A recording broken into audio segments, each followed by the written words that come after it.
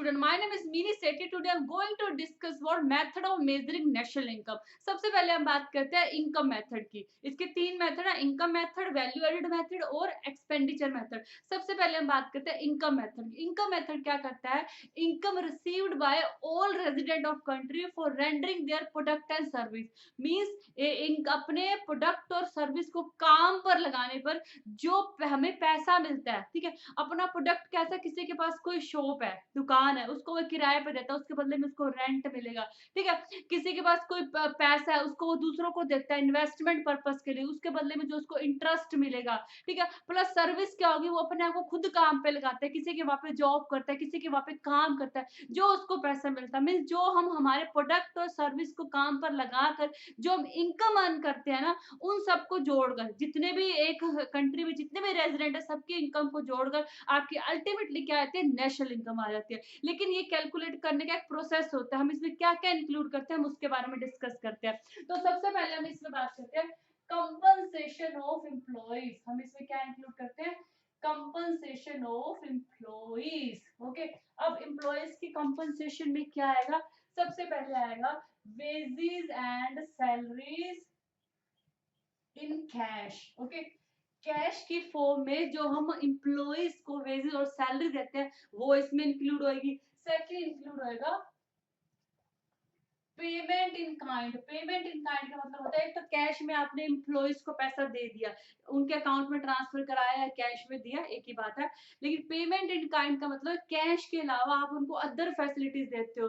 जैसे मान लो गाड़ी में पेट्रोल भरवा दिया, ठीक है, या अदर कुछ फैसिलिटी दे दी, ठीक है, उनका टेलीफोन का बिल क्या कहते हैं कंपनी पे कर देती है, या बहुत सारी इनको अदर फैसिलिटी मिलती है कैश के अलावा, ठीक है। तो वो क्या होती है? पेमेंट इन काइंड, ठीक है, wages and salary.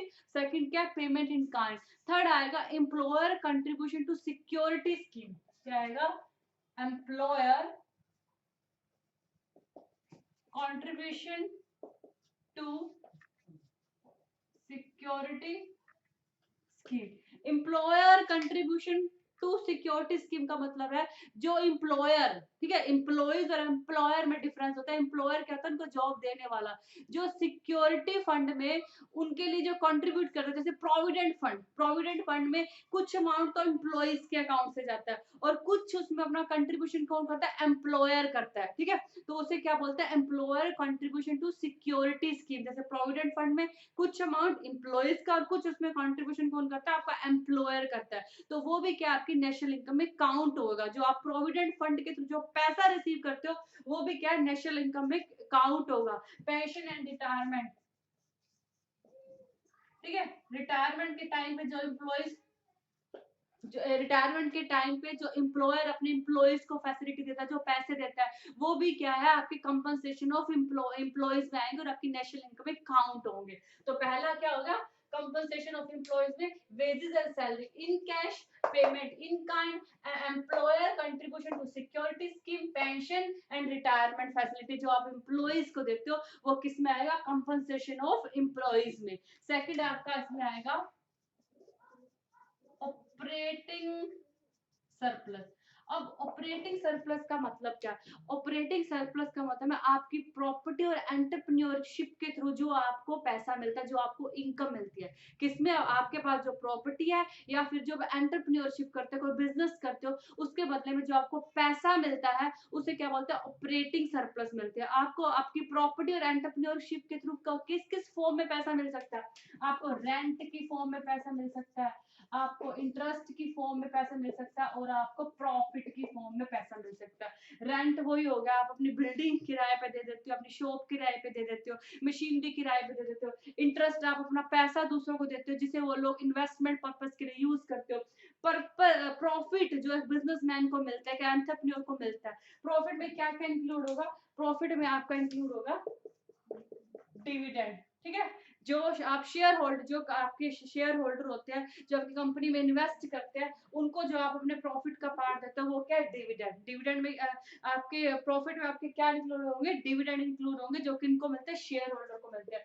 Corporate tax, corporate tax आप किसको देते हो? गवर्नमेंट को देते हो, जो किस में से जाता है? आपके प्रॉफिट में से जाता है। आपको जितना अमाउंट ऑफ प्रॉफिट होगा उसका उतने अमाउंट में आपको आप पे गवर्नमेंट क्या इम्पोज करेगी? कॉर्पोरेट टैक्स इम्पोज करेगी, जो कि वो भी क्या आपके प्रॉफिट का ही पार्ट है। उसके बाद अनडिस्ट्रीब्यूट प्रॉफिट। अनडिस्ट्रीब्यूट प्रॉफिट का मतलब आता है रिटेन प्रॉफिट, जिसे बोलते हैं रिटेन इनकम बोल सकते हैं या सेविंग बोल सकते हैं एक बिजनेसमैन की, जिसे वो देता नहीं बल्कि अपने पास रखता है। ठीक है, जैसे मान लो कभी भी ये अपने पास रखता है, कभी मान लो कोई प्रॉब्लम आई, कोई मुसीबत आई कंपनी, तो उसके पास कुछ पैसे होने चाहिए। ठीक है, तो ये अनडिस्ट्रीब्यूट प्रॉफिट भी है आपका, किस में आएगा? ये प्रॉफिट का ही पार्ट होता है, इसे आप रिटेन इनकम भी बोल सकते हो। ठीक है, जो क्या क्या रखता है, सेविंग भी बोल सकते हो एंटरप्रेन्योर की, जिसे वो अपने पास रखता है। आपके प्रॉफिट में क्या इंक्लूड होगा? डिविडेंड इंक्लूड होगा, कॉर्पोरेट टैक्स इंक्लूड होगा और अनडिस्ट्रीब्यूट प्रॉफिट इंक्लूड होगा। प्लस इसमें क्या इंक्लूड होगा? ये समझ में आया? कंपनसेशन ऑफ एम्प्लॉय, उसका ऑपरेटिंग सरप्लस जिसमें आपका रेंट, इंटरेस्ट और प्रॉफिट आएगा। उसके बाद इसमें इंक्लूड होगा मिक्स्ड इनकम। मिक्स्ड इनकम क्या होती है? जो सेल्फ एम्प्लॉयड होते हैं ना हाउस होल्ड सेक्टर में, वो जो कमाते हैं, सेल्फ एम्प्लॉयड और हाउस होल्ड से जो छोटे मोटे अपना घरों में बिजनेस करते हैं। ठीक है, जैसे मान लो कोई अपने घर के अंदर ही किराने की शॉप खोल लेता है। ठीक है, अपने घर के अंदर बहुत सारे लोग पापड़ बनाते हैं, कोई अचार बनाता है, तो इनकी क्या होती है, स्पेसिफिक कोई इनकम नहीं होती। जैसे मान लो किराने की शॉप है, उसमें थोड़ी देर आके उसकी वाइफ बैठ जाएगी, थोड़ी देर आके उसके बच्चे भी बैठ जाएंगे, क्या इसमें कोई स्पेसिफिक इनकम है कि वेजेस किसको मिल रहा है? जो अपना घर है वो एज अ उसकी बिल्डिंग यूज हो रहा है, क्या इसमें एक उसके कोई रेंट अकाउंट हो रहा है? इसमें कोई स्पेसिफिक इंटरेस्ट, रेंट या प्रॉफिट कोई स्पेसिफिक अकाउंट नहीं होता। जो इसमें इनकम होती है वो मिक्स्ड होती है सबकी। ठीक है, इसको अलग अलग कैलकुलेट नहीं करते, क्योंकि हाउस होल्ड सेक्टर में हो रहा है, इसे आप अलग अलग कैलकुलेट नहीं करें कि ये प्रॉफिट है, ये इसका वेज है। ठीक है, आप अलग अलग कैलकुलेट नहीं करते, जो इनकम आती है वो मिक्स्ड फॉर्म में आती है। ठीक है, उसमें आपका इंटरेस्ट, प्रॉफिट, रेंट सब कुछ मिक्स्ड होता है। ठीक है, जो छोटे लेवल पे हाउस होल्ड सेक्टर पे जो बिजनेस करते हैं, ठीक है, उनकी जो इनकम होती है उसे क्या बोलते हैं? Mixed income. ठीक है, क्या बोलते हैं? Mixed income. ठीक है, अब देखो ये समझ में आ गया I think. Mixed income, operating surplus और कंपनसेशन ऑफ एम्प्लॉय। जब आप इन तीनों को ऐड ऑन कर देते हो, जब इन तीनों को जोड़ देते हो, तो आपके पास क्या आ जाता है? Compensation of employees, operating surplus और मिक्स्ड इनकम। जब आप तीनों को जोड़ देते हो तो आपके पास क्या आ जाता है? NDP. NDP at factor cost. क्या आ जाता है? NDP at factor cost, net domestic product at factor cost. ध्यान में रखना ये सिर्फ इनकम मेथड में ही आता है, net domestic product at factor close. लेकिन ये नेशनल इनकम तो नहीं है। हमारी नेशनल इनकम क्या है? NNP eight factor cost. क्या है? NNP eight factor cost. ठीक है, net national product at factor cost. ठीक है, लेकिन इनकम मेथड के थ्रू हमारे पास आया क्या? Net domestic product at factor cost आया, लेकिन हमें क्या चाहिए? एनएनपी चाहिए एट फैक्टर कॉस्ट। ये इजी है, आप एक इससे नेशनल इनकम का एक प्रीवियस वाला वीडियो देख लेना, जिसे मैंने सारा एक्सप्लेन किया हुआ है इसके बारे में। अब हमें NDP NDP at factor cost से हमें किस पे आना है? एनएनपी एट फैक्टर कॉस्ट में हम इजिली आ सकते हैं। अब इसमें हम क्या कर देंगे? एनडीपी एट फैक्टर कॉस्ट में हम प्लस कर देंगे नेट नेशनल, इसमें हम क्या प्लस कर देंगे?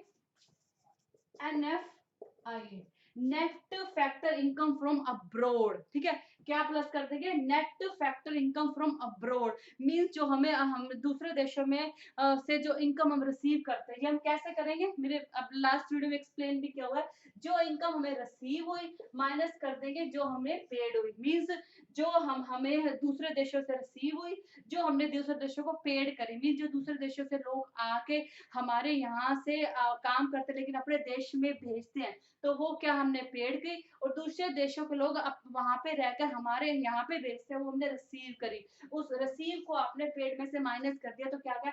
Net factor income from abroad. अब आपने एनडीपी एट फैक्टर कॉस्ट से किस पे आना है? एनएनपी एट फैक्टर कॉस्ट से आना है। तो आप क्या कहोगे? एनडीपी एट फैक्टर कॉस्ट में प्लस कर दोगे net factor income from abroad, तो आप आ जाओगे एनएनपी एट फैक्टर कॉस्ट, जो कि आपकी क्या? नेशनल इनकम है। ठीक है, आई थिंक आपको ये मेथड समझ में आया।